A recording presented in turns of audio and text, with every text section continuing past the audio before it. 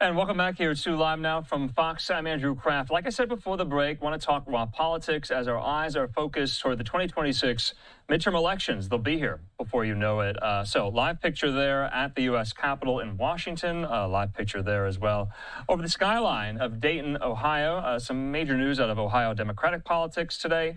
Axios had the scoop that Sherrod Brown is launching a comeback Senate bid next year in Ohio. So this was somewhat to be expected. We had been reporting that he was at least thinking about it, gathering the support needed to mount this bid. But it is official. He has decided to run for Senate in Ohio in 2026, according to Axios, who spoke to two people familiar with his thinking. Now, remember, he is making a play for his old job just months after losing his seat in November to now Republican freshman Senator Bernie Moreno. The Democrat will face off against Senator Jon Husted, whom Ohio Governor Mike DeWine appointed to the Senate after JD Vance left his seat to become vice president.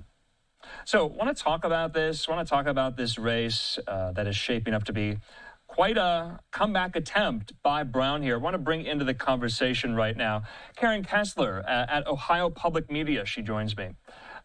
Karen, thanks for being with us here. How is this all going over in Ohio Democratic politics? Does Brown have the support? He just lost in November. Why does he want to do this? Why does he want to get back to the Senate? Well, he is the best known name in Democratic politics in Ohio by far. In 2024, when he ran, there were 4 Democrats who were elected to statewide office in Ohio. He lost along with 2 Ohio Supreme Court justices. So he's really a key figure for Ohio Democrats. And he's performed fairly well in a state that has become more and more Republican over the years. He won 3 previous races. The state has been dominated by by Republicans, all going back to 1994, and yet Sherrod Brown won 3 terms in Ohio. And so he's trying for a 4th. There was a new one now. There was the thought that he might run for governor, but he decided not to try to go up against Vivek Ramaswamy, who comes in with lots of money and lots of endorsements from Ohio Republicans. So, Karen, his loss was quite decisive in November. Moreno's win was quite decisive. I think Moreno, the margin was like 200,000 votes here. But what Brown did was he outperformed Harris in the state. Does he have that going for him? And I think he outperformed her by about 8 points. Well, he lost to Moreno by just less than 4 points, rather. Trump won Ohio in 2024 by 11.35%. So he did better, essentially, with voters who clearly preferred Trump in 2024. Ohio.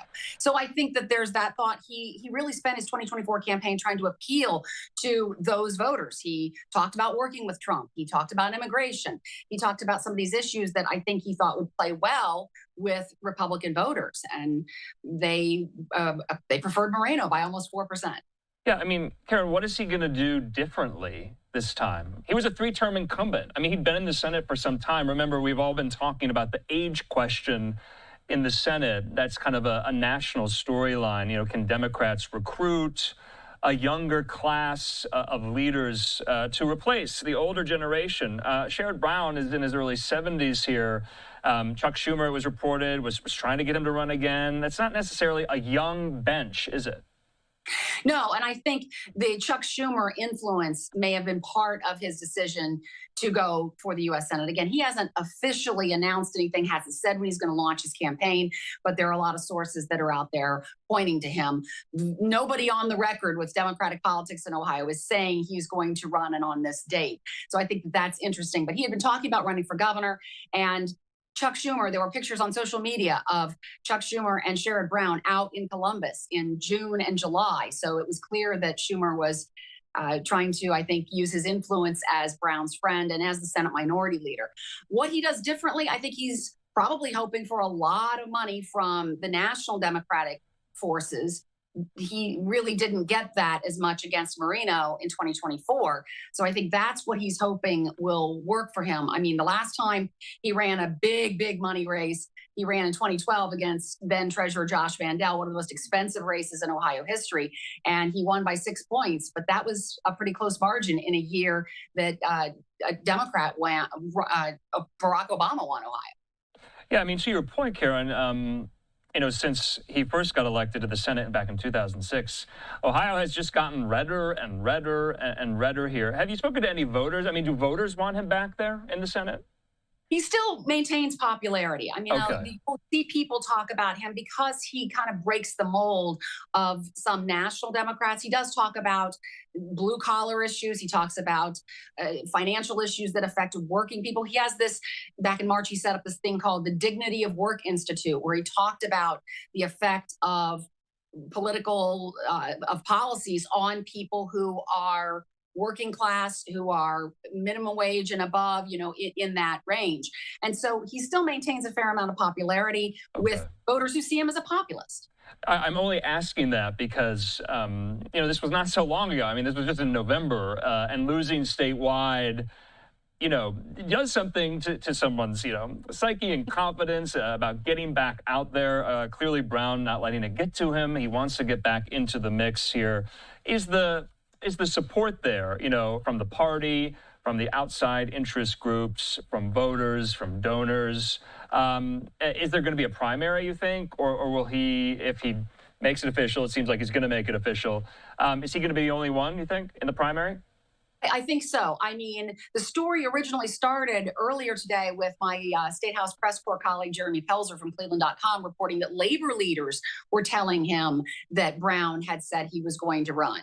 And labor leaders had been a little bit disappointed. They had wanted him to run for governor, but certainly they support him and have supported him in the past.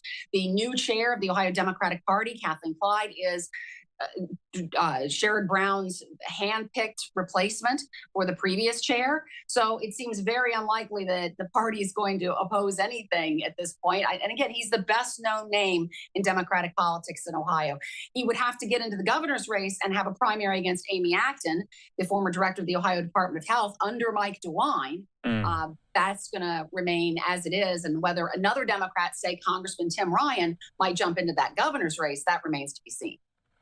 Yeah, he told Politico in an interview days after his loss, quote, "I don't see November 5th as a failure. I see it as sort of a new start of continuing my work, focusing on workers." Karen, just lastly, what's his Republican opposition shaping up to be, if he is the would-be nominee on the Democratic side? His Republican opponent, the senator there right now, the former Lieutenant Governor Husted, how do voters perceive him? Because this would be, I would imagine, quite a bruising match between them. Yeah, and this is only a 2-year term that whoever wins would win, because that's the unexpired term of JD Vance's seat. And so Jon Husted became Ohio's freshman U.S. Senator when JD Vance became president, as you said at the start of this. And voters know him through his association with Mike DeWine as governor, know him as the former Secretary of State. He also has not officially announced his plans, but it seems very likely that he will indeed run for election to that seat. And you're right, it's going to be probably a very, very expensive one. All right, Karen Kasler there, live for us in Columbus. Always fun talking Buckeye politics. I'm a Wolverine myself, but fun nonetheless. Karen, thanks so much. I'm glad Appreciate you told me that at the end. Have a good night. See you. Thank you, too.